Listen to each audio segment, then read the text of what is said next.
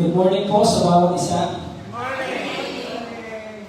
Parang alive na alive yung bata. Kaya napakaganda po ng ating awitan. Actually, si Sister Miss Pataman ay kaklase ko sa extension. Ano po, hindi po siya nagsasalita masyado. Nagkanta pala ng boses mo, sis. Para hindi ka magkanta doon.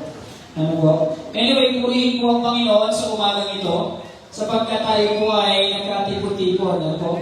At salamat po sa isang pagkakataon. Si Pastor Mel, ay inabot ko siya. Tahimik lang siya, pero ngayon medyo madaldal ka na, bro. Ano? Dati hindi po nagsasalita yan. Pero ngayon nagsasalita na, pero hindi dahil sa hindi kinukwento yung buhay ng iba, kundi kinukwento yung buhay ng ating Panginoon. Diba? Isang magandang ano po yun. Improvement ano po. Nung ako po ay tinawagan ni, actually si Brother Emir, matagal kong kaibigan, marami kong kaibigan, sinabi niya sa akin kung pwede kang mag-speak, sabi ko, ano ba ang team ng inyong message sa Monday ko? Ang sinabi ko niya sa akin, napakaganda. Ano ba yung team niyo? Nakalimutan ko kasi. Reflection. Ano po? Reflection. Ano po? Reflection is one of the most sought after thing, when it comes to starting. Kasi napakaganda niyan eh. You are trying to evaluate something. Doon from yourself, yung lumang pagkatao, at ini-evaluate mo, ano yung dapat na maging reflection mo. Doon sa darating na taon, sa January po. Ngayon po ay last Sunday po na January. Nakakala niyo pa po kung ano po yung handa ng Pasko? Sino pong nakakaalala? Nakakala niyo pa po? Kaya ito na, salamat.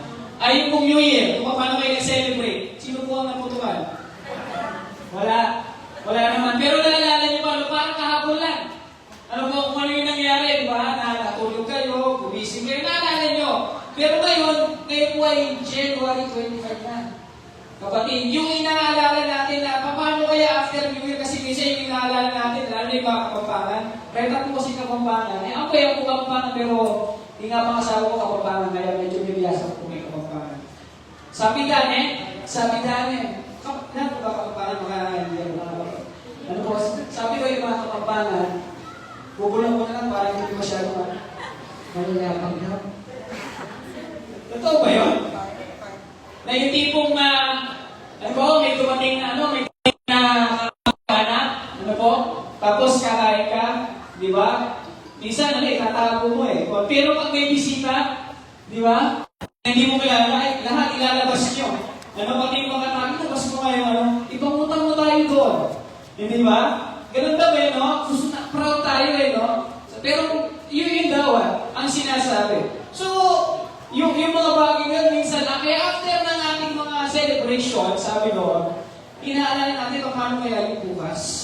Hindi ba? Sabi doon sa isang quotation sa isang meme na nabasa ko, ang dami natin handa nung New Year, pero pagkatapos yung kabukasan, hindi natin alam sa natin dadaputin yung isasahin natin.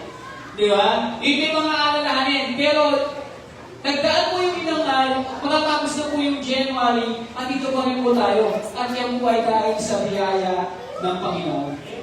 Kaya po tayo ngayon narito nagtitipon, tayo po ay kumakain. Sino po kumakain 3 beses sa isang araw? Hindi ako naniniwala. Parang 5 eh. Parang 7 eh. Di ba? Ganun ang pagpapala ng Panginoon sa atin. But at the same time, there is a calling to us, mga kapatid, na kailangan meron tayong binabago, may reflection dapat sa atin na nababago. And ang end goal natin is to be more and more, little bit, to be more like Christ. Para maging kahawig natin na wangis natin si Kristo. Genesis chapter 1, verse 26, tayo po ay nilikha sa wangis ng Diyos. Tignan niyo po yung katabi niyo. Kamukha niyo po dapat yan.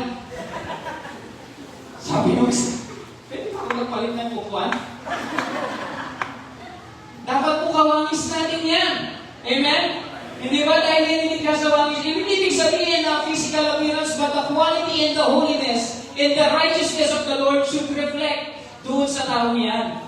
Dahil tayo ay hindi ka naman. Kaya lang, nagkaroon ng pagkakasala, sabi nga sa Romans chapter 5, dahil sa isang tao pumasok ang kasalanan, at sa kasalanan pumasok ang kamatayan. So, ibig sabihin, nagkaroon ng paghihiwalay ng separation, and God that is holy cannot tolerate sin that is unholy. Hindi pwede magsama yan. Kaya nagkaroon ng pag-reach out ang ating Panginoong Jesucristo because of the righteousness of the Lord, tayo po ay inabot ng ating Panginoon. Kaya lang, there is a struggle pa rin, ano? Diba, sabi nga ni Pablo, yung aking gusto gawin, hindi ko magawa. Yung gusto ko naman, o ayaw ko naman gawin, yun ang ginagawa ko. Because there is a battle between us, dun sa ating flesh. Kaya, napakaganda nga ng topic na reflection, ano? Na tayo po ay binabago ng Panginoon. Meron ka na gano'n binabago niya ako araw-araw. Amen. Do you believe that the Lord is still creating inside of you every day, mga kapatid? Kaya yung asawa mo dati na laging nakasinamot, bakit kaya ngayon ang ganda ng ngiti sa'yo? Dalawa lang yan, ano? Isa binabago ng Panginoon yan, o may ikaw ang kasalanan yan. But at the same time, mga kapatid, binabago ng Panginoon yan. And one of the book, when it comes to doing sharp contrast, mga kapatid, doon sa old selves at sa new self, ay yung sulat ni Pablo sa mga taga-Efesos, Ephesians chapter 4, particularly in verse 17 to verse 32. Yung chapter 1 to 3 ng Ephesians, ipinapaliwanag ni Pablo doon kung paano tayong lahat ay tumanggap kay Kristo at pinaliwanag niya yung buhay ni Kristo, ano yung magandang biyaya. After nun, pinasok niya yung application. In Ephesians chapter 4, meron lang pong dalawang bagay dyan na binanggit si Paul sa 17 to 32. Una, is there is an old way. May luma tayong daan o pagkatao na tayo nabubuhay noon. Binanggit niya yan doon sa Ephesians 4. Doon lang tayo ikot. At pangalawa, is that there is a new way that we must live now that we belong to Christ. Merong luma, merong bago. Ano ba ang masarap isuot? Yung luma ba o yung bago? Diba? Yun yung hahanapin natin. In this passage, yun yung challenge sa atin. Ano ba yung suot natin? Pag naglalakad tayo, ano ba yung nakita? Yung ating pangluma, pagkatao yung ating bagong pagkatao. Sabi ko, magsisimula tayong latayo ko at tayo manalangin. Dakila ang pagpala ng Diyos, Panginoon, kami po ay nagkatipon ngayon at kami po ay nagpapasalamat sa isang napakaganda pagkakataon na ibinigay mo sa aming Panginoon para sambahin ka sa Espiritu at sa katotohanan ko. Kami po ngayon ay narito, Panginoon, lumalapit sa iyo. Kami po yung mga magkakapatid, Panginoon, na nauuhaw sa salita mo, Panginoon. Ang aming dalangin ay ito ang patuloy na magbigay sa amin ng karunungan na nagmumula sa iyong Banal na Espiritu upang lubusat po namin maintindihan, Lord, ang mga bagay na nais mo ipabalik sa amin. Muli, Panginoon, kung may mga bagay kami hindi maintindihan, ang iyong presensya, Panginoon, ang siyang sumaming. At mga Panginoon, hindi lang namin ito maisip, Panginoon, kundi maisagawa namin sa aming mga lakad sa buhay. Muli, ibinabalik namin sa iyo ang lahat ng patuloy ko sa salamat sa pangalan ni Jesus. Amen and amen. Alam niyo mga kapatid, katulad ng sinabi ko kanina, ay dalawang bagay lang, yung old way and yung new way na sinasabi ni Paul. Ang ibig sabihin, the Christian life is not about believing something, it's about becoming someone. Ano po? Meron dapat transformation, meron dapat radical change when it comes to your identity at saka yung ating lifestyle. So ano ba yung una? Una, binanggit dyan ni Paul, nagkakaroon po ng contrast, meron siyang comparison. Una, is yung tinatawag natin the old life, alive without God. Di ba? Sino po dito yung mga nag-aaral? Yung mga matatalino? Ako lang? Na, isabi ko sa iba, dito sa school, hindi ako nakaka-perfect, dito maka-perfect ako. Tingnan natin, i-check natin, i-cross-check natin. Ito pa rin ba ako, the old life? Ito ba yung lakad ko ngayon? Without God, Ano yung sabi ni Paul? Sabi niyo sa verses 17 to 19, i-isa-isa natin. Sabi doon, Paul begins by saying, you must now no longer walk as the Gentiles do. Sabi po doon, kung meron kayong Bible, basahin niyo sa Ephesians chapter 4, verse 17. Ang sabi ni Pablo sa wikang Ingles, sabi niya doon, you must no longer walk as the Gentiles do. Sabi doon sa Tagalog, sa pangalan ng Panginoon, pinapalaan ko kayo. Huwag na kayong mabuhay tulad ng mga hindi sumasampalataya. Alam niyo, yung command na you must no longer walk like Gentiles do, ay it's a very tricky command. Kasi, unang-una, si Pablo, nakipag-usap siya sa mga hentil, sa mga Gentiles, sa mga hentil mismo. Kaya pag sinabihan mo, kumbaga sa mga Pilipino, huwag na kayo maging Pilipino, pero Pilipino kayo. Parang gano'n ang nangyayari dyan. Sabi niya, you must no longer walk like Gentiles do, ano? Kaya medyo nakakalito. Paano yun? Ang ibig sabihin niyan, mga kapatid, dalawa lang po kasi ang classification. I think naituro na sa inyo, pero kung hindi pa. Sa Bible, kapag kayo po ay nagbabasa, there is two qualifications o classifications of nations. Dalawa yan. Kung hindi ka Hudyo, ikaw ay Hintil. Ano po? Eh bakit ganon? Ano ang significance ng bagay na yon? Kapag ikaw ay Hudyo, yung promise na sa'yo, yung pangako na sa'yo. Di ba? At yung darating na Messiah magagaling sa inyo. Kaya pag titignan niyo po, yung isa sa mga qualification na hinahanap po sa Kristo na darating is dapat siya po ay Hudyo. Dapat pumasok siya dun sa lahi ni David. Kaya dun sa Matthew chapter 1, nabasa niyo po yung Matthew chapter 1? Di ba? Doon po ninyo binasa. Pag hindi ko maintindihan, ano ba yung nakasulat sa Matthew chapter 1? Di ba? Sabi doon, ang anak ni ganyan, at ang ama ni ganito. Di ba? At sa labing apat na sabi nga ito, anak naman. Kasi tinitrace ba? Kailangan matrace na itong Kristo na kinikiling nila na dumating, dapat ang galing niya sa lahi ni David. Kasi yung pangaunang kaligtasan sa kanila ibinigay sa mga Hudyo. Ibig sabihin, kung hindi ka Hudyo, hintil ka, hindi ka kasali doon sa kaligtasan ino-offer noon. Hindi ba? Kaya nandun sa Acts, kung nababasa nyo, kayo po ay reader, si Pedro, nung siya ay nagpapahinga, nagmula siya, nagkaroon siya ng vision, yung mga nalalagay na mga hayop, di ba, na madumi, na ayaw niya kainin. Pero sabi ng Espiritu ng Panginoon, pinapayagan na kita. Sapagkat ang kaligtasan na ibinigay ng sa mga hentil. Ano po ba yung hentil? Tayo po yun. Hindi na si Hudyo po ba dito, mga ginagawa na wala naman, lahat po tayo hentil. Ibig sabihin, yung promise wala sa atin noon. But then again, because of our union with our Lord Jesus Christ, nasama po tayo doon sa kaligtasan na yun. Dahil nakipag-isa po tayo. Hindi na po tayo hentil, tayo po yung mga anak ng Diyos na.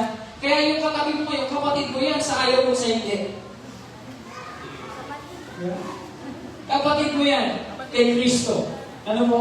Dapat mahalin mo yan kay Kristo. Yan po ang katotohanan. Kaya sinasabi dito ni Pablo na you must no longer walk as Gentiles do. Yung mga ginagawa niyo noon, nang wala pa yung Kristo, huwag nyo nang gawin yun. Huwag na kayong lumakad doon, tapusin nyo na yun. At ano yung mga bagay na binanggit ni Paul? Ang una is that futility of the mind. Sabi dito sa verse 17, so I tell you this, in the futility of their thinking. Ano ba ibig sabihin ng futility? Pag sinabi natin futility, ang ibig sabihin po niya, emptiness. Ano po? Pointlessness. Wala kang purpose. Naranasan nyo yung gumawa kayo ng isang bagay na wala lang. Yung nagising kayo na, pag tinanong yung may ginagawa kayo isang bagay, ba't ka ba umangat ka? Hindi ko na lang. Yun ang pointlessness. Yun ang sinasabi natin without purpose. Mga kapatid, ang ang ating lumang pagkatao, sabi ni Pablo, we are walking with futile mind. Ang problema, we just do what we want to do. Ginagawa lang natin yung gusto natin gawin. Wala tayong pakialam. Kahit ano yung maging resulta na gagawin natin. That is futility of the mind. Hindi natin iniisip kung ano yung pwedeng maging resulta. Basta tayo, gusto natin gawin. We want to be satisfied dun sa ginagawa natin. Hindi ko masarap yun na hindi satisfied. Nung mga bata tayo, ganyan tayo. Hindi po ba? Sino po hindi nagkaroon ng bike? Kung nakakita kayo ng bike na, di ba? Nung bata. Ang pangarap mo lang noon, gusto mo lang pagka-bike. Yung maliit, may training wheels pa nga eh. Hindi ba? Nung nakita mo, ma, pwede ba hindi ko ng bike? Pag lulupasay pa ko yan, sino po yung mga anak dito na gano'n? Ano po, pakitabi mo. Di ba? Ganun yun, hindi ba? Sa mga mall, di ba? Magpawala po yan. Di ba? Hanggang hindi mo mabibili yan. Yun na lang gusto niya eh. Gusto mo lang masatisfy sa gano'n. Di ba? Nakulitan po tayo mga magulang. Binili na natin. Di ba? May credit card na lang. Binili na natin, nung nabili natin, tuwa-tuwa po tayo, nagkaroon po tayo ng bike. Paglabas natin, after 1 month, 2 months, 3 months, nakakasabay natin yung kalaro natin, nakamotor na siya. Yung satisfaction natin dun sa bike, nawala na po mga kapatid, napunta na dun sa motor. Kaya yung bike natin, nakatagbang na lang. Di ba? Mabalik na lang yung mga magulang po natin. Ibili na lang po tayo ng motor. Di ba? Ang saya mag-motor. Paikot-ikot tayo. Di ba? After ilang years, motor po tayo. Paglabas po natin ng highway, nakita natin yung kaklase natin, yung college, nakakotsi na siya. Ayaw na natin ng motor. Di ba? Nakita ko siya ito, pawis na pawis ka tapos siya, kaching-ching lang siya, nagsasound siya, no? Di ba? Minsan nung ulan, nakakabuti ka, basa ka pa rin. Di ba? Kapagod, nasakit sa likod. Gusto mo nakakotsi ka? Ayaw mo na, yung satisfaction ko lumipat na sa kotse. Hanggang ano yan, the cycle goes on, ano, hanggang umabot kayo sa helicopter dyan. Ano kung meron kayo pamilya, no? Ang ibig ko sabihin dito mga kapatid, yung satisfaction na hinahanap natin, temporary lang. Kasi wala tayong purpose eh. Gusto lang natin masatisfy sa sarili natin. But human wisdom alone cannot provide eternal purpose. Kaya minsan magtataka ka, trabaho ka ng trabaho, ang dahil mong pera sa bangko, ang dahil mong kaibigan, pero iisip ka sa isang araw, parang may kulang. Ano? Parang hindi ka kontento sa kung anong meron ka ngayon. Why? Because you lost satisfaction, mga kapatid. Ano? Yun yung tinatawag ng futility of the mind. Minsan daw ganun tayo, we lack real purpose. Wala tayong dahilan, ano? Sabi dun sa isang quotation na nabasa ko, if you do not have Christ in you are just existing, but you are not living. Hindi kaya bubuhay. Kung wala kang Kristo sa'yo. Ano? Nandiyan ka lang, pero wala kang purpose. Ang hirap dun, ano? Ibig sabihin, pwede kang itapong kahit saan pag wala kang purpose. Di ba? At alam niyo mamaya, as we go on, we will travel, na meron pala tayong pagkatawag, meron palang calling sa atin ang Panginoon. So una, utility of the mind. Pangalawa, na sinabi po niya, is that dun sa verse 18, they are darkened in their understanding. Ano po? Yun muna tayo, darkened in their understanding. Sabi sa John chapter 8, verse 12, sabi ni Jesus, tayo daw ang ilaw ng sanlibutan. Ano? Tayo ang ilaw ng sanlibutan. Ibig sabihin, yung mga tao tumatanggaw sa atin. Napanasan niyo po, ilagay kayo ng reunion, magpipinsan, natalasan ganyan, ano? Kaya mga magkakaibigan, di ba, isang gabi, nagkukwento kayo na nakakatakot. Di ba, ganyan yung may mga na-experience yung ganyan, yung mga pipinsan niya sa mga bahay ng mga lola-lola nila, inaos na rin, balay matuwa, sa mga bahay matanda, di ba, kayo magtitipon-tipon, ano? Tapos nagkukwentuhan kayo, biglang namatay ang ilaw. Nag-burn out. Di ba? At wala kayong makita kahit ano, kundi puro dilim lang. Na kapag ang panalangin nyo, sana bumukas na yung ilaw. Di ba? Ako na-experience ko natin ko, brother, kasi ko na-experience ko. Nag-drive ako sa isang lugar dito sa parte ng La Union. Na gabi yun eh. Pakit. Biglang namatay yung baterya. Sobrang dilim. Hindi ko lang gagawin, ano? Alam mo, wala kang makita. Hindi mo lang sino tatawagin mo. Hindi ba? Naghahanap ka ng konting liwanag. Kahit konti lang. Pag may nakita ang konting liwanag, gusto mong puntahan eh. Ganun tayo, hindi ba? Ang tingin daw sa atin ng mga tao, bilang mga Kristyano, tayo po ay liwanag. Ang problema minsan, yung ilaw natin kung dito. Namamatay, bumabalik. Dapat daw consistent yung ating liwanag. At dahil doon, sa mga kapatid, mahirap kung nabubuhay tayo sa kadiliman. So, mga tao daw, yung concept daw natin, we have darkened understanding. Without the light of God's truth, mga kapatid, ay magkakaroon tayo ng problema. Ibig sabihin, hindi na natin nasasala kung ano yung pumapasok sa ating mga isipan. Alam mo, tanggap na lang po tayo ng tanggap kung ano yung naituturo sa atin, ano yung pinapasok natin. This is very dangerous, lalo na po sa panahon natin ngayon. Alam mo, na ang truth ay nagkakaroon na ng ibang definition. Ang masakit na katotohanan ng mga kapatid, the number one qualification o definition ng truth, dapat yan unbendable. Hindi dapat yan nababalik. Kasi katotohanan yan eh. Hindi ba? Facts yan.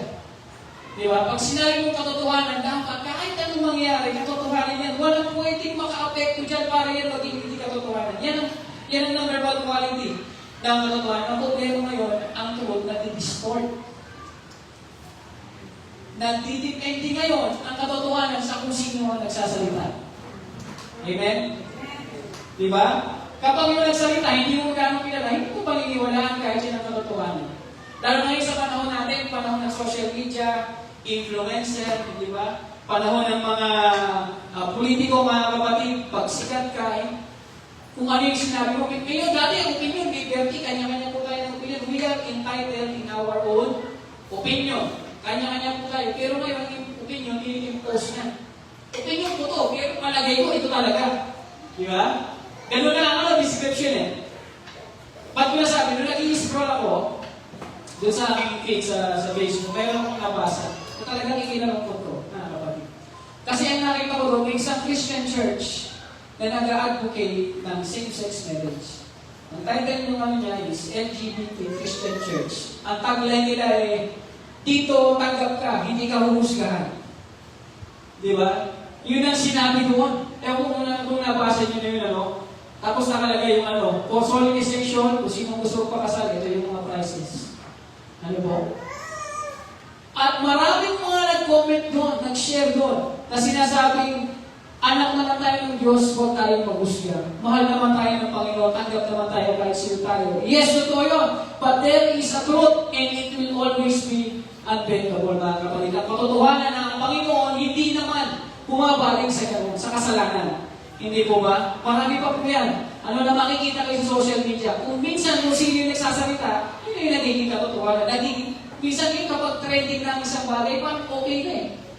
Di ba? Lalo sa mga kabataan, acceptable na eh. Kasi ginagawa naman ang lahat eh. Pero hindi po gano'n ang sinasabi ng Biblia.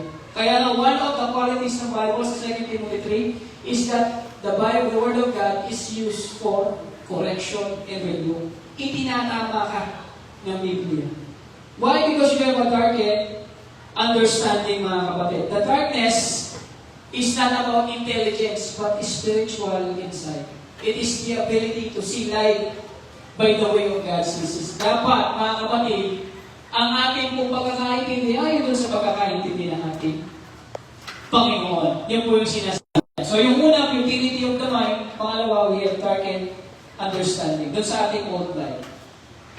Pangatlo, ang sinabi doon sa verse 18 pa, we are separated from the life of God. Sabi doon sa first part, they are darkening their understanding and separated from the life of God.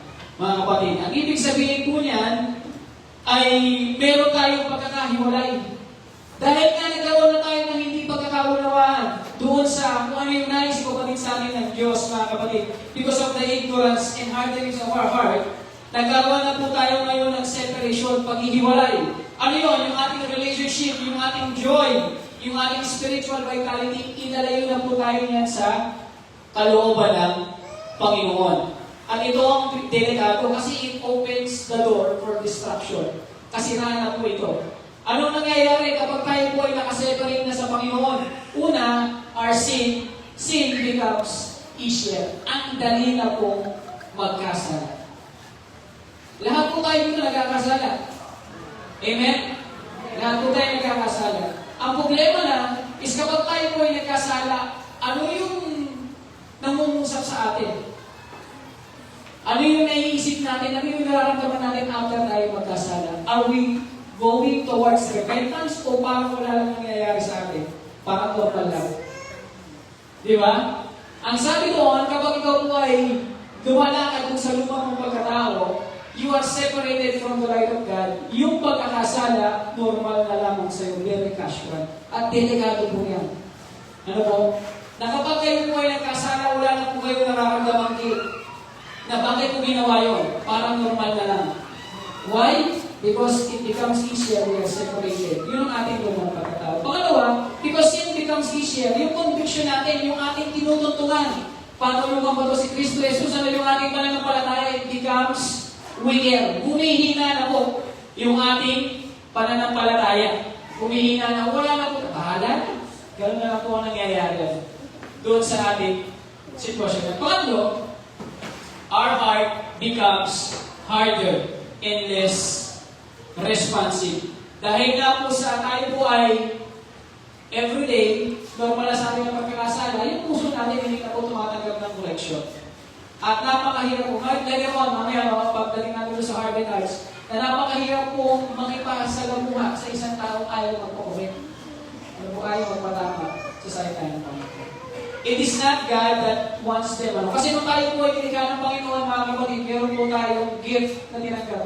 may kaakibat na game ng pagkakalikha sa atin is the game of the free will. Yung kailangan natin mamili ng tama at mali. At sometimes yun nagiging cause. Ano po, kung bakit tayo napupunta doon sa o nagkakaroon ng separation sa ating Panginoon. So we are separated from the life of God. At pamuli, doon sa four characteristics na binanggit ni Pablo, mga kapatid, ay hardness of heart, matigas na puso. Okay, katong mo nga yung puso mo, baka tumutulog na yan. Ano? Baka puso pa to yan.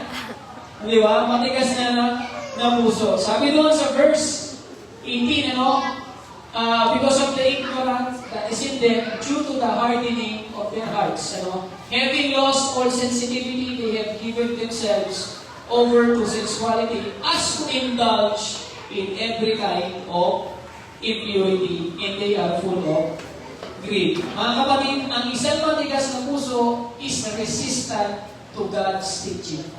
Tandaan niyo po yan. Kapag ang puso mo matigas na, o ang puso ng kakilala mo matigas na, hindi natatanggap ng pagkakamali yan. Ano po? Basta alam niya, nakaka-experience na po kayo, nakakalukot kayo yung mga ganyan tao. Ano po? Ako na, Kristiyano man o hindi, na kapag kinausap ko, basta ako, tama ako.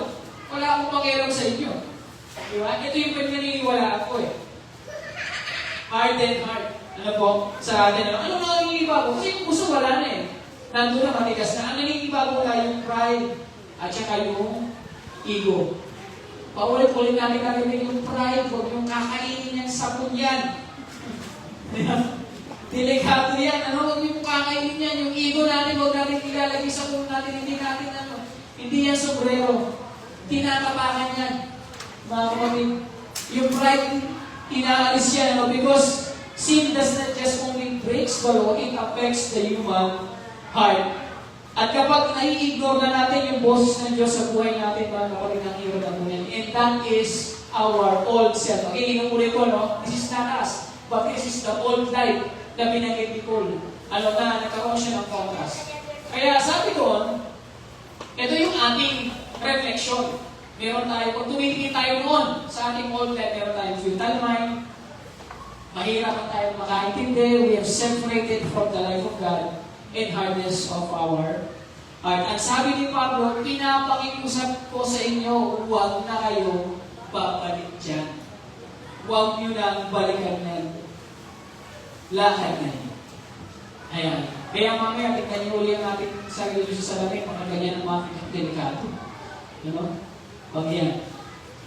Now, from describing our own self, yung ating old life, nag-shift si Paul, dapat ito na yung makikita sa atin. From verse 20 to 24. Sabi doon, there should be a new life, a life learned from Christ. Ang ganda yung kanyang sinabi doon, sa verse 20. I think on verse 20 yun yung kanyang statement. Kung meron kayong Bible, kung sa Ephesians chapter 4, verse 20. Kung paano niya kinabig yung kanyang contrast doon sa kanyang description doon sa una. Ang sabi niya, doon pagkatapos siya ma-discuss siya, sa verse 20, hindi ganyan ang natutunan ninyo tungkol kay Kristo. Hindi dapat ganyan yung nabubuhay sa inyo. Ibig sabihin, dahil sa sinabi na yun, kaya pakinggan nyo yung mga sasabihin ko sa inyo, na pakinggan na ninyo ang aral ni Jesus at natutunan ninyo ang katotohanan nasa Kanya. Nakakita na po kayo ng ano ba yung mga puting uniform? Nursing student. Nursing, meron po bang nursing dito? Nurse, o kaya nursing student, o si sister, kaputi yung uniform niya, di ba? Pag mayroon bang nurse na black ang suot, siguro. Puro puti lang, di ba? So, meron isang nursing student na siya po ay pumasok, ang ganda po ng kanyang suot. Puti-puti, pati yung sapatos sa akin ko, puti eh. Ganyan na naman, di ba? So, siya po ay nag-aapang po ng jeep. Kaya lang, yung sa kanyang pirma ng jeep, hindi niya napansin na may maliit na parang butas doon sa may kalsada. Umulan na ikot po yung tubig, so hindi ka napansin, nakala parang tubig na konti. So dumaan po yung jeep, pagdaan ng jeep, pagpara niya, sa tumalsik po sa kanya yung putik. So yung mukha niyang putik na. Naputik na. Ano ang gagawin mo kapatid? Ikaw, nursing student ka. Papasok ka ba na gano'n ng chocolate ka? Papasok ka ba ng gano'n na madumi ka? Hindi ba? Kahit mo tayo, hindi tayo papasok, hindi tayo pupunta ng gano'n. Ang gagawin mo natin? Uuwi tayo. Kahit malayo ang bahay natin, uuwi tayo. Hindi tayo kahit umabsent tayo, uuwi tayo, hindi tayo papasok ng gano'n. Pagpapalit tayo ng damit, aayusin natin sa makikiko pa nga yung iba eh. Di ba kahit damit kami na dumihan. Tapos papasok po ulit tayo. Ang tanong, pagpapasok po tayo, magkakapag naman tayo ng chip. Tatayo ka po ba doon sa kung saan ka naputikan? Tatandaan mo na yun. Dito ko naputikan. Di ba? Alam niyo po ang mga tao bumabalik doon sa kanilang mga pagkakasala. Parang yung nursing student, tatayo po siya doon at aabangan niya uling matalisikan siya. Ano ang tawag natin sa gano'n? Bahala na po kayo. Mga kapatid, di ba? Hindi na tayo babalik doon. Kasi yung Pawal ko, iilagan na natin yun. Hindi ba? Sabi ni Pablo, huwag nyo na babalikan yun. Pupunta kayo dun sa inyong bagong pagkatao. Yung natutunan na ninyo, natutunan ninyo mali ito eh. Matutunan kayo dito, lumipat kayo dun sa bago. Na itinuro ko sa inyo. Because transformation begins with knowing Christ.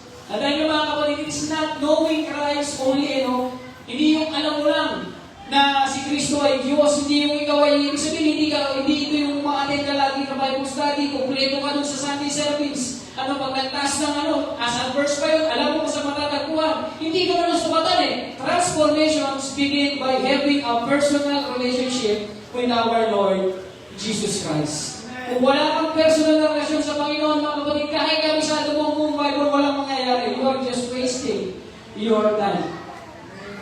Dapat meron kang personal na connection sa Panginoon. Because the starting point of true spiritual transformation is your personal relationship with Jesus Christ. Hindi yung alam mo lang kung saan mo hanapin verse. Meron akong kaklaseng ganun Saan ang verse yung Ganun ba sa inyo sa Acts? Hinahanap ko pa Saan ang verse yung ang nakita ko si Judas nagbigay. Prof, sana yan. Tatayo pa yun Diba? Saan ang verse yung tayo ang ilaw ng sinupunta. Dito yan, Prof. Kabisado ko yan Hindi lang pala ito na sumatan. Dapat pala meron tayong personal na relasyon sa ating Panginoon. Diba? Kaya nakakalungkot minsan yung nag-read natin Sana wala, kung may kilala kayo na pare-parehas ka naman tayo ng Diyos Diba? Ako bakit hindi ko pala si Paus lang. Malaman ko, kinala ko naman yung Diyos, kaya turo naman sa akin yun. Diba? Alam ko, pinanganak siya sa gasa, Bethlehem. Okay lang yan, saka natin naman ako, paminsan-minsan. Pabuti naman akong tao Diba? Tumutulong naman ako sa mga mahihirap Pag may mga naglilimos ka sa akin, binibigay ko Diba? Minsan ganun naisip natin, pero hindi pala yun ang sukatan Hindi mga kapatid, Ang sukatan pala is because we should have a personal relationship with our Lord Jesus Christ. Paano sa mag-asawa yan? Sino po ang mga mag-asawa? Pag-ahingin po kayo kanina, may titig na kayo ng mga asawa ninyo. Magtaas po kayo ng kamay. Sa mga mag-asawa, 5 years, 10 years na mag-asawa. Sino po pinakamatagal? Meron bang 50 years na mag-asawa? 22. 22, yun Go once, go twice. Bidig pa lang. 45, di ba? Kaya na. Di ba? May mga 45 years na mag-asawa. Kapag sa mga mag-asawa. Sa mga single, pakinggan nyo itong mabuti. Sa mga gusto, may nagpo-propose yan. Pakinggan nyo. Sa mga mag-asawa, kapag matagal na yan, meron kaming mga, 14 years na meron kaming mga, mga clue kaagad sa asawa namin. May mga bagay na automatic, alam kaagad namin kung ano nangyayari. Wala nang salita. May mga bagay sa kaila. Yung asawa mo, yabag pa lang ng panya, alam mo kung galit na. Alam mo kagad, Ganun ba kayo? Ano na ba kayo sa level na yun? Diba? Pag-gising pa lang sa umaga, unang bukas pa lang ng Biblia, alam mo kung may ginawa kang mali. Diba? Minsan nga yung mga matatagal na po, pag-upo pa lang sa almusal, sa table, puntong din na lang. Alam mo na kagad, hindi ikaw may ginawang mali, meron problema. Diba? Kabisado mo na Kabisado mo na yung asawa mo, And, ang maganda dito, kahit na matagal na po ba yung mag-asawa, kami, 14 years na kami, we still discover new things dun sa asawa natin. Di ba? Akala mo doon, napakapay ng mainit. Yung pala, lakas pala magilik. Nagulat ka, no? Di ba? Magkatabi. Di ba? Akala mo doon okay lang, kahit tahimik siya, no? Di ba? Nung first year, pero nung mag-asawa na, ang galing pala, kasi tago pala, pag umaga ng mga pinggan. Di ba? Natututunan mo yan, di ba? Nung first year, di ba? Nag-aaway kayo, binabato ka ng mga baso. Di ba? Ganito pala siya, yung pangalawang ano, hindi ka na tinatamahan, alam mo na kung paano eh. Nakakahilag ka na. Ang what I'm trying to say is, little by little, naiintindihan natin eh, kung ano siya eh. Why? Because we have a personal relationship dun sa asawa natin. Di ba? Hindi naman yung biglaan na, itong asawa ko, sigurado ba ito? Mabibigla ka dyan. Ano? Di ba? Ganun yun, ano? Nagkaroon tayo ng personal relationship sa kanya. The same manner, dapat hindi natin maiintindihan kung anong nais gawin sa atin ng Panginoon kung wala tayong personal relasyon sa Panginoon. Kung ang binabasa mo lang, pagkakabasa mo lang, sa John 3:16 is, for God so loved the world that He gave His only begotten Son. At minimemorize mo na, walang mangyayari. But if you would read this personally, di ba? For God so loved me that God came just to save me. Mas malalim yung pagkakainin. Kasi meron eh. Merong personal na relasyon sa Panginoon. And when it happens, kung ano yung mga bagay, di ba? Sa mga mag-asawa, balik tayo, ano? Diba? Mula bata ka hanggang binata ka, magagalitin ka. Pero kung nag-asawa ka, tinatanggal mo kaunti-unti. Binabago mo kasi hindi mo na. Hindi mo na gusto ng asawa mo eh. Di ba? Gusto mo karoon ng mag-ayos na relasyon eh. Nagkakaroon ng transformation. At the same manner, ganoon din tayo sa ating Panginoon. Kung ano ang nais ng Panginoon sa atin, kung ano yung wamis ng Panginoon sa atin, pinabago natin because we have a personal relationship sa ating Panginoon. Sinusunod natin kung ano yung kalooban ng Diyos. And that is spiritual transformation, mga kapatid. Kaya kung hindi po kayo tumatanggap sa Panginoon, ano po, at meron kayong, wala kayong personal relasyon sa Panginoon, I challenge yung mga kapatid. Subukan ninyo ang Diyos. At sigurado hindi po kayo magsisisi. Mga kapatid. Dahil kapag ang Diyos ang kasama ninyo, hindi po kayo mag-iisa, hindi po kayo iiwan niya, no? To know Christ is to be changed by Him. And relationship leads to transformation. At ano yung mga 3 steps ng transformation na binanggit ni Paul doon sa verse 22 hanggang verse 24. Ang una niyang binanggit, you put off your old self. Sabi sa verse 22, you were taught with regard to your former way of life to put off your old self. Tanggalin mo lang yung iyong lumang pagkatao. Ibig sabihin ng word na put off dyan ay sinali mo siya doon sa term na to remove. Ibig sabihin, hubarin. Ano, yung clothes natin, hubarin. Meaning to say, yung dati natin pagkatao, tanggalin na natin, hubarin na natin. Anything corrupted sa ating mga kapatid, hubarin na natin yan.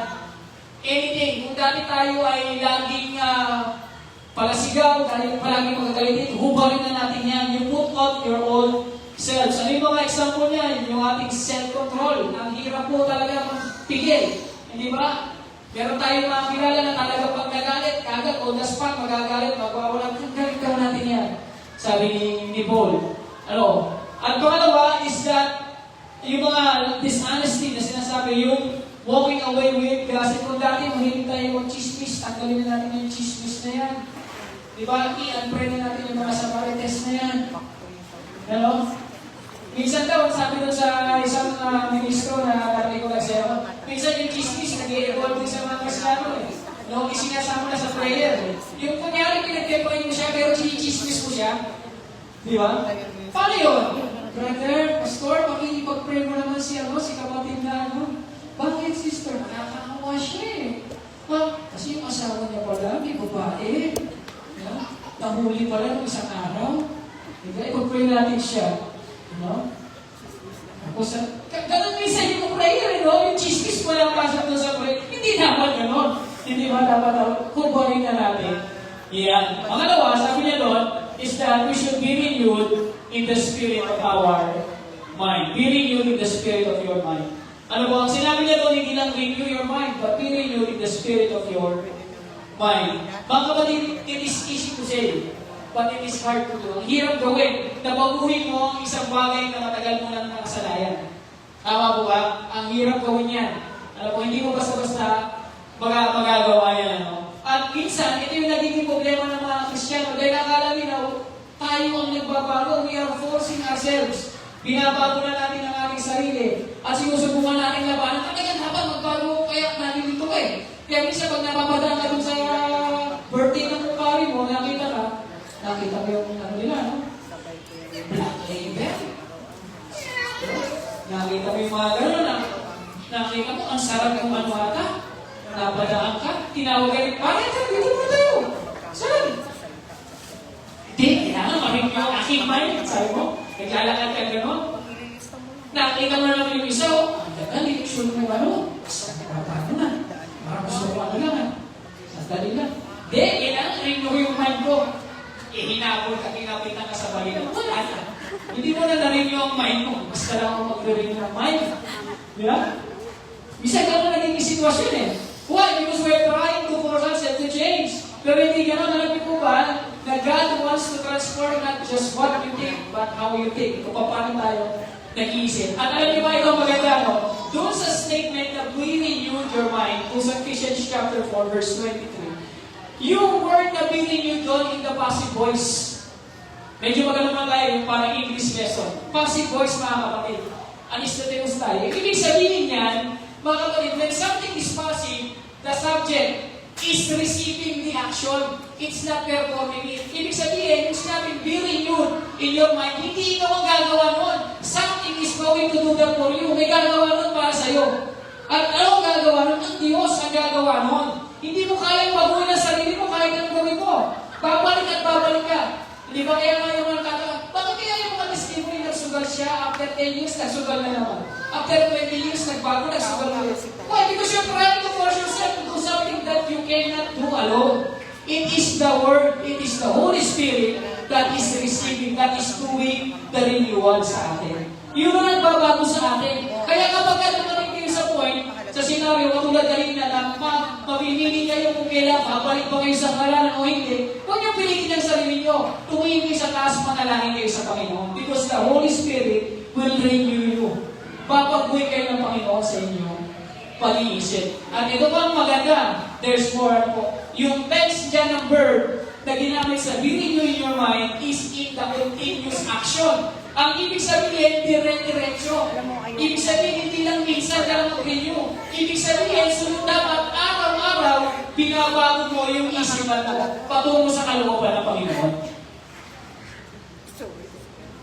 Ang ibig sabihin niya, mga kapatid, this is just a one-time event. It is a daily transformation.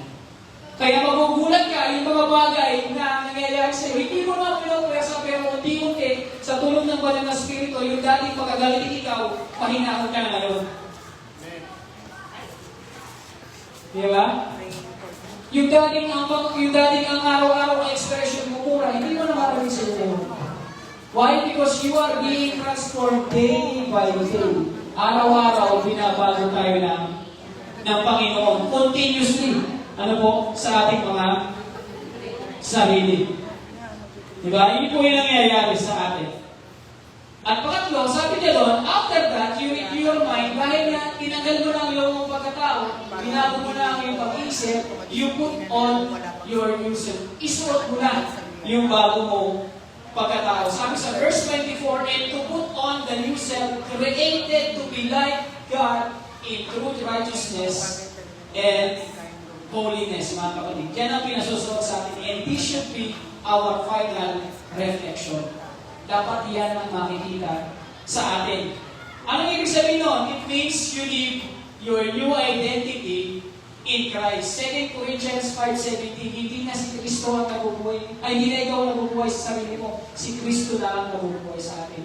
Ang ibig sabihin, kapag kayo po ay lumabas dyan, dito sa Church ng Angeles, na kayo po ay, kung ano man ang ginawa nyo dyan, hindi po kayo kikilalanin, pinangin yung sarili. Ang titignan, kung ano ba ang Kristo na sinasamba natin dito sa First Christian Church ng Angeles. Kaya kung ano man ang ginagawa natin, it will reflect to the Lord that we serve. Amen? Kaya ano ba yung bagay na pwede natin gawin, dapat gawin natin sa ikaluluwalhati ng ating Panginoon. Hindi na po tayo nabubuhay sa ating sarili, mga kapatid, tandaan po si Kristo na po ang nabubuhay. Ipinako ko na po natin yung ating lumang pagkatao. Huwag yun lang po hubutin uli yung pako na yun. At ibalik yun. Isuot po natin yung bago natin pagkatao. It means replacing new ones. Ano po? Has a new heart, has a new nature, has a new power through the Holy Spirit. Pangalawa is that it means replacing old habits with new ones. Pag-uwi na po natin yung atin. Kung dati, lagi tayo nagsisinungaling, huwag na tayo magsinungaling. Ano? Kasi iba na yung nabubuhay sa atin eh. Sabi nyo sa verse 25 to 32, ano, hindi ko na po isa-isa, basahin nyo lang po. Pero nag-cite po dun si Pablo ng mga example kung ano yung dapat natin baguhin sa ating mga sarili. Dapat natin i-replace. But I want to make sure to emphasize yung corrupt talk with edifying speech.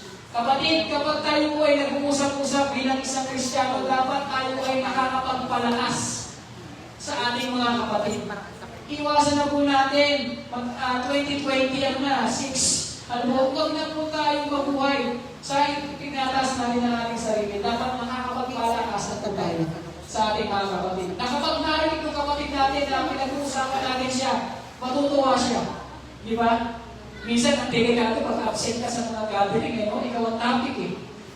Di ba? Yun ang kinakabahan ka eh. Pero dapat hindi na daw yun. Dapat yung corrupt talk should be with God and should edify our speech. Pero sa verse 25 to 32 yan, Ephesians chapter 4. At sa last, sabi doon, and we should let Christ be seen in you, mga kapatid. Dapat, the more Christ's character becomes visible sa atin. Dapat habang nakikita tayo ng tao, mas lalo siyang nakakakumbinsi na gusto kong umaten, gusto kong maging kapatid. Si ganito, gusto kong umaten sa Angeles Christian Church dahil yung kapitbahay namin, nakita ko nagbago siya ng ugali. Dahil mo, there is a transformation. Nakikita. Naging mabuting matotoo ka. Di ba? Ang tanong, ay, kaya pala ganyan ka, Kristiyano ka pala, kaya pala ba ito? Dapat ganun na response sa atin, ano? Hindi yung, Kristiyano ba yan? Eh, mas masama pa sa akin yan eh. Yeah? Ang sakit nun. Hindi mo ba? Hindi nakikita sa atin si Kristo. Pangalawa is that the more your life reflects God. Ang buhay ng Panginoon nakikita sa atin. Tandaan niyo mga kapatid, especially sa mga, I think, sabi sa akin, gagawin ko yung one of the goal ng churches to evangelize. Mga, nagkaroon pa kayo ng nakakatuwa na sa community, di ba, yung siya, kaya the main point or the starting point of evangelism, mga kapatid, is hindi yung pagbubukas ng Bible. Tandaan niyo na, yung evangelize na person, hindi yung bubuksan mo siya ng Bible kagad, tatakbuhan ka nun, para nakakita ng kalaban niyo. Ano po? Tandaan niyo, bago niyo basahan ang isang tao, babasahin niya muna kayo. Kayo ang unang binabasa ng tao. Sabi nga ni Pablo sa mga sulat niya, kayo ang ebidensya namin, kayo ang buhay na titik sa mga ibinapangarap namin. Ano man ang buhay na mayroon kayo na makikita sa inyo. Bago siya makikita sa inyo, makikita yan sa inyo. Ang Kristo na sa inyo, babasahin niya sa inyo. At doon lang sila makikinig kapag nalaman nila ay ang Kristo ang pinapangarap natin, yung Kristo na sa atas sa buhay natin. Hindi ba? At doon sila, makapag-alaki na po yung kayo pa nahabulin eh. Wala ba tayong Bible study? Di ba? Ganun na mangyayari. Because Christ is seen in us, reflects on our life. Ang ulit, the more your behavior testifies your salvation. Tinanggap natin kaligtasan. Mga kapatid, dalawa lang yan, ano? Meron tayong lumang pagkatao at meron tayong bagong pagkatao. Every day, gigising tayo, haharap tayo sa salamin. There is always a challenge to choose. Ano ba yung sinusuot natin bago tayo lumalas? Ano po? At ang question sa atin, is my life reflecting Christ all the way? Ito ang challenge sa atin ngayong 2026, mga kapatid. Ano ang nasa atin? Ano ang nagre-reflect sa atin kapag umaharap tayo? Kung mayroong salamin dyan ng katotohanan, ano yung makikita sa atin? Kayo lang po ang nakakakilala sa sarili niyo, personally. Di ba? Kung ano yung bagay na ginagawa niyo kapag mag-isa lang kayo, yun kayo. Tandaan niyo po yan. Kung ano ang unang iniisip niyo pag mag-isa kayo, yun kayo. Kung iniisip niyo is about sharing the word of God, yun kayo. But sana, kung ang iniisip niyo minsan, kapag mag-isa kayo is about ano yung mga kasalanan na pwede kong gawin din, delikado po yun. It's very dangerous, mga kapatid. It's time that you need to repent. And is your life reflecting Christ all the way? Dalawa lang yan, nasa lamin lahat. And I pray, and I hope, alam po, at ako yung naniniwala, na little by little, ang Panginoon babaguhin po tayo. Wala pong perfecto sa atin kahit kung kami mga nagsasalita. Mas marami ba ang kasalanan kaysa sa inyo? Di ba? But then again, because of the righteousness of the Lord Jesus Christ, tayo po pinagingnapan niya na tayo ay maging magkakapatid sa pananampalataya. At tayo magbago ng buhay sa isa't isa. At sana maging instrumento tayo, una sa ating mga kamag-anak, sa ating mga pamilya, sa ating mga kapatid. Pangalawa doon sa mga tao wala pa sa Panginoon. I-reach out natin sa mga kapatid. And then again, at the end of the day, isa rin naman ang goal natin eh. Ang goal natin is tayo po ay maging more and more like Christ every day. Because dati po ang point sa buhay natin, yan po ay matatapos. To finish this sermon, meron akong kukwento sa inyo. Alam niyo po, galing po ako sa Lamay. Namatay po yung aking kapatid. Hindi ko siya biological brother, pero adopted brother, kasi parang kinukok nila ako. Namatay po siya, pastor po siya sa Pastor Brian, kilala nila, Pastor Brian. Doon po doon sa may puneraria, kung saan nakalagak yung kanyang gabi ni Pastor Brian. Dalawa po yung patay doon. Dalawa yung patay. Si Pastor, tsaka yung isa, hindi namin kilala yung isa eh. Kasi nga po yung nilalaw siya. Alam niyo mga kapatid, napapagalitan po kami. Nung may-ari ng puneraria, bakit? Nasasama po namin lahat dahil napakaraming tao yung nakakaalala doon sa kabutihan na ginawa ni Pastor. Na nasasakop na namin yung space nila. Nandun na lang sila sa loob. Yung kanilang yung receiving area nila, wala na. Kasi siguro yung dumarating na church doon para makipag-alamay doon sa kay Pastor Brian, yung isang church doon, ikutan po, kagad sila. Wala pa yung home church. Lumalagpas ng 100, 120 yung sa kabila. Wala pa sa 10, mga 7 lang, 5. Umaalis pa. Why? Because nakita yung lakad na ginawa ni Pastor Brian na siya yung mabubuhay. Naalala. Darating yung time na kung meron po tayo, hindi po natin panatala yan. Ano po, ang maalala sa ating mga yung ginawa natin. Paano po natin gusto maalala? Paano natin gusto maalala yung reflection natin? No? Sa Panginoon. Di ba napakasarap po mo na tayo po ay mabuhay na nagre-reflect sa atin ay ang buhay na ating Panginoon sa Kristo. Tayo po natin, ito po tayo magdalagi.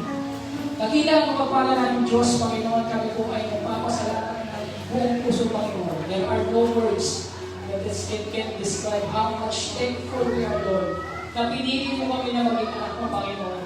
We are not worthy.